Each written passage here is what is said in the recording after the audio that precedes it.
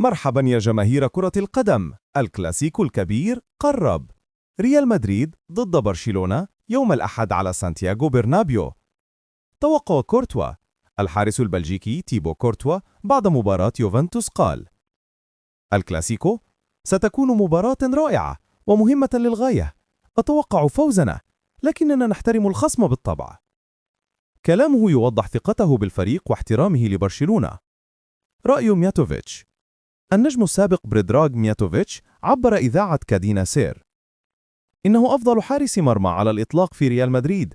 مع كل الاحترام لإيكر كاسياس، ما فعله كورتوا منذ وصوله أثبت أنه حارس مرمى عظيم.